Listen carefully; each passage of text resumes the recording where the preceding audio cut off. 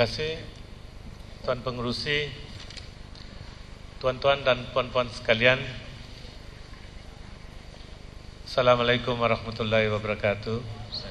Baru-baru ini saya ada perjumpaan dengan wakil-wakil JAKIM, dan mereka kata di semua negeri-negeri di Malaysia, termasuklah Sabah dan Sarawak, kita ada ramai orang yang minta dari Jabatan Pendaftaran Negara untuk tukar nama mereka. Yang minta tukar nama itu bukan orang-orang Kristian ataupun orang-orang Hindu ataupun juga orang-orang Buddha. Yang minta tukar nama ialah banyak remaja-remaja Islam. Di Lembah Kelang pada hujung tahun lalu 3,500 orang minta tukar nama, dari Muhammad ke Jackson ke John, David. Baru-baru ini mereka kata Kelantan dan Terengganu juga ada ramai remaja-remaja yang minta tukar nama. Terengganu 300 orang remaja. Yang paling tinggi ialah Johor, 5,000.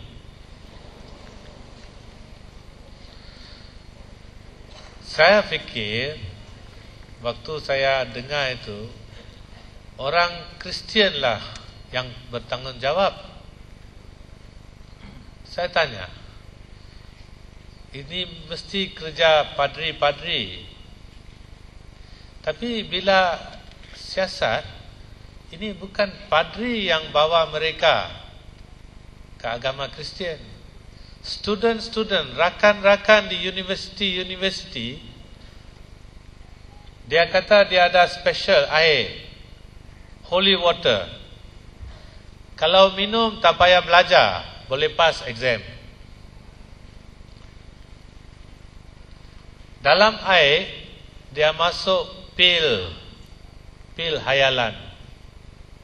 Itu yang dia gelar holy water, bukan yang dibuat oleh padri-padri.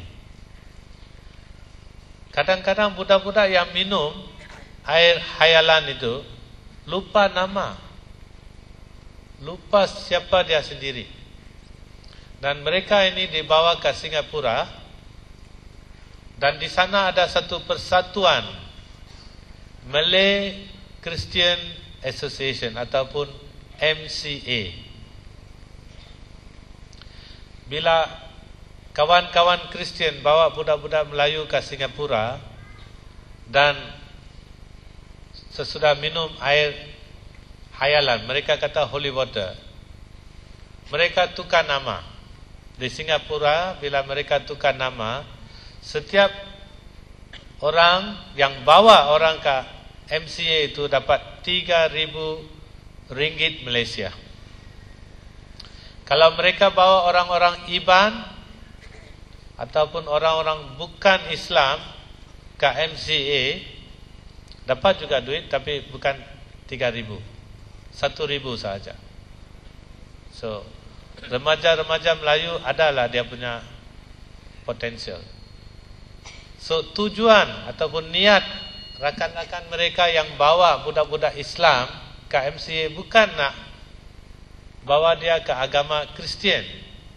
Mereka cuma mau wang. Wang itu disediakan di Singapura. Saya belum pasti mana yang gereja yang ada begitu banyak duit. Setiap kali mereka bawa seorang budak Melayu dapat 3,000 ringgit Malaysia.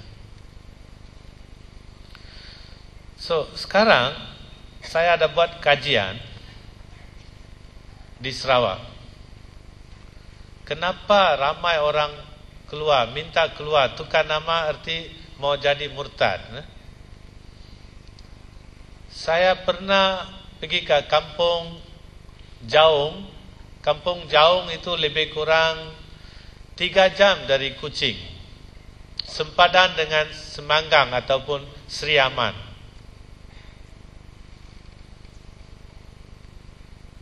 Di sana ustaz-ustaz yang datang buat ceramah,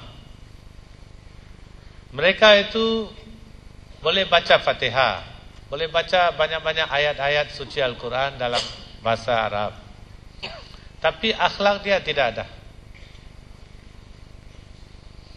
Dia suka mandi dalam sungai sama-sama dengan perempuan-perempuan, gadis-gadis yang baru memeluk agama Islam. Bila balik ke rumah panjang, tanpa diminta ataupun dijemput, terus masuk ke dapur minta makan. Bila waktu maghrib, dia sembahyang, dia solat maghrib. Selepas itu dia duduk sama-sama, bukan dengan orang-orang lelaki, dengan orang-orang perempuan. Bila saya tanya gadis-gadis yang baru masuk Islam itu, kenapa mereka minta mau keluar dari Islam, mereka lah yang cerita. Kalau akhlak macam itu, dia tidak mau.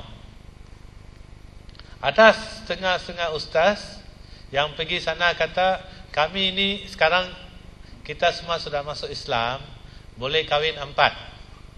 So ustaz yang sudah ada berbini di Kuching minta gadis-gadis jadi nombor 2, isteri nombor 2. Ini cara mereka buat dakwah. So kalau mereka buat macam itu, tidak hairanlah saya, banyak remaja-remaja ataupun orang-orang yang baru masuk Islam mau keluar dengan segera, sebab mereka puji padri-padri yang selalu datang ke sana. Padri-padri juga datang ke kampung jauh. Mereka bawa barang makanan, mereka bawa kain-kain, bukan kain lama, kadang-kadang kain baru, baju-baju fashion dari Amerika, dari Eropah, dari Itali. Dan cara mereka sampaikan agama Kristian lain. Dia tidak sebut tentang ajaran Yesus. Dia tanya, kampung Jaung ada klinik kah? Tidak. Tidak ada. Kami ada bawa ubat-ubat, kata padri-padri. Mereka bawa ubat-ubat.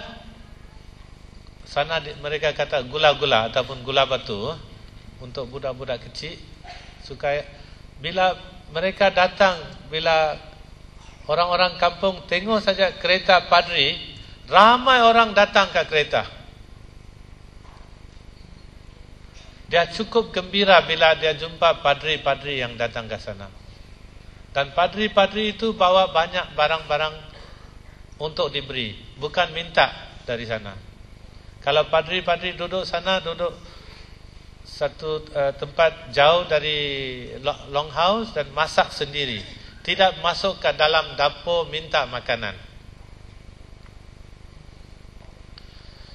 So saya sangat sedihlah bila saya dengar dari ketua kampung yang saya pernah bawa ke agama Islam dulu-dulu, sekarang sudah murtad dengan keluarga. Bila seorang ketua kampung masuk agama Islam dulu, semua pengikut-pengikut, semua orang-orang di kampung terus masuk agama Islam.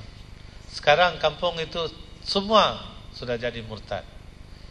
Saya pernah bawa 27 kampung di kawasan Kuching, Semerahan dan Sri Aman ke Islam.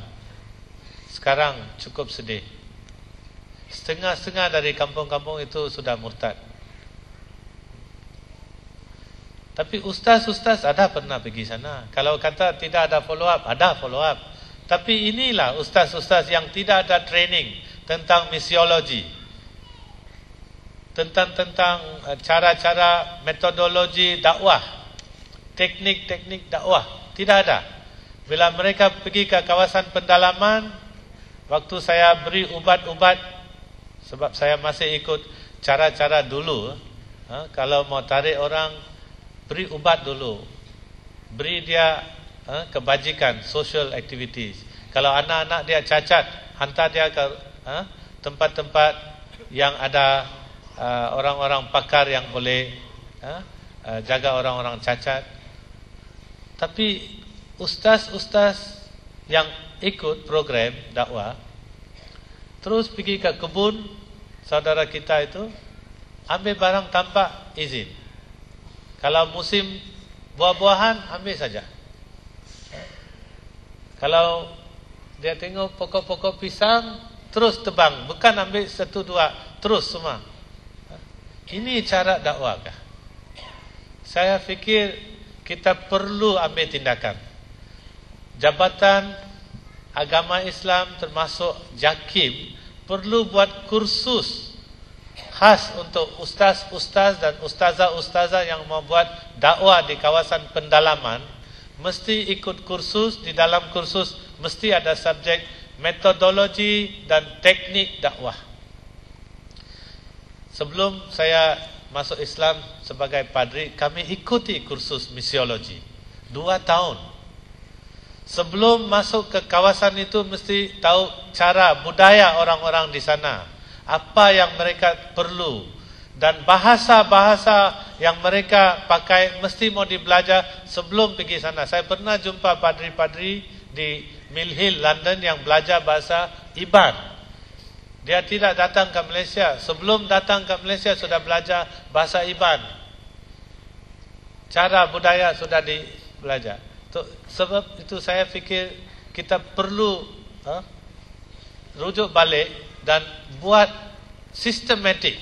Kalau ramai orang keluar jadi murtad, bukan agama salah, cara kita sampaikan, cara kita buat follow up tidak betul. Sekian, terima kasih.